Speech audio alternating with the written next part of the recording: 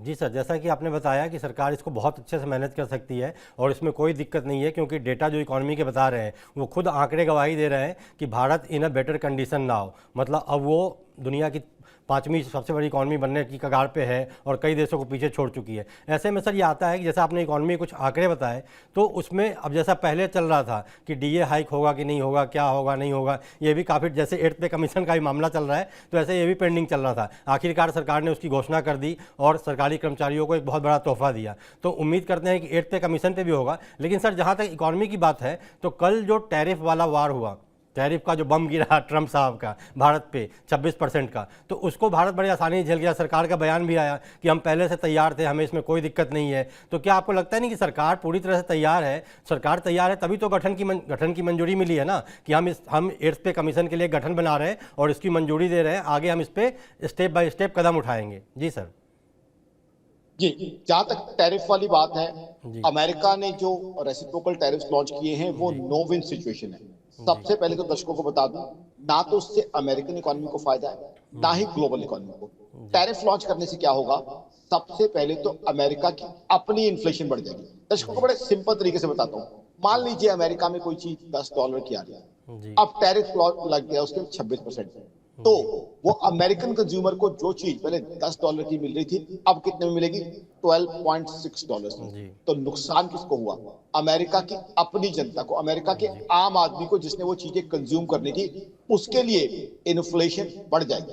जी अब अगर अमेरिका ये सोचता है कि जी हिंदुस्तान से या और कंट्री से इंपोर्ट बंद हो जाएगा और जी अमेरिका में वो चीज मैन्युफैक्चर होना शुरू हो जाएगी, देखिए रातों रात तो अमेरिका में ना तो प्लांट लग सकते हैं, ना फैक्ट्रियां लग सकती हैं। और वैसे भी अमेरिका में सब जानते हैं लेबर कॉस्ट बहुत ज्यादा है, जी मैन पावर कॉस्ट बहुत ज्यादा है, लैंड की कॉस्ट बहुत ज्यादा है। तो इसलिए अमेरिका में इन्फ्लेशन बढ़ेगी।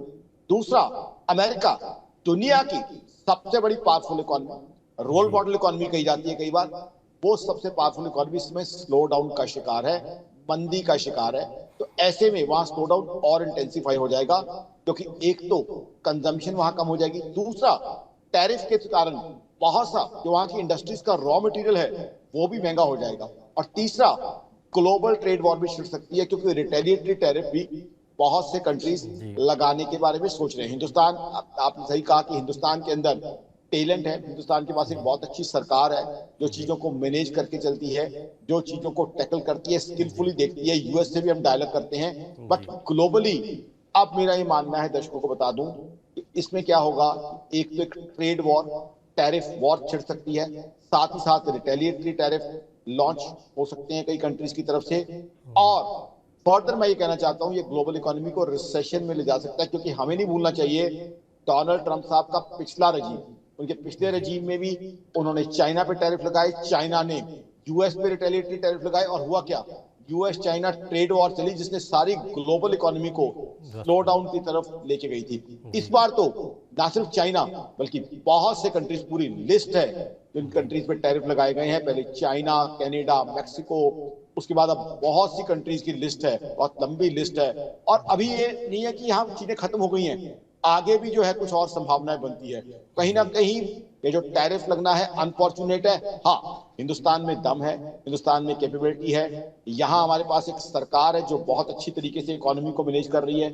यहाँ हमारे पास मोदी सरकार स्किलफुली और टैलेंटेड तरीके से चीजों को डील करती है।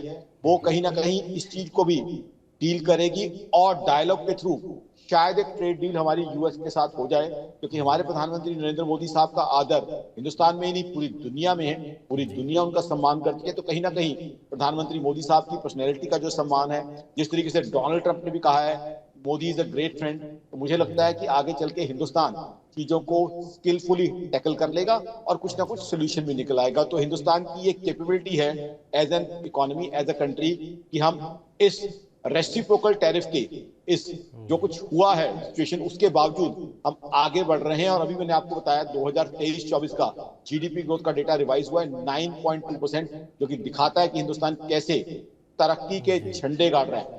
जी दर्शकों को बता दूं, दर्शक कंफ्यूज ना हो कि आकाश मंडल साहब क्यों 2023-24 की बात कर रहे हैं। जी 2023-24 का डाटा इसलिए रेलिवेंट है क्योंकि अभी ये रिवाइज होके जी 9.2% है, इसीलिए ये डाटा अभी भी रेलिवेंट है।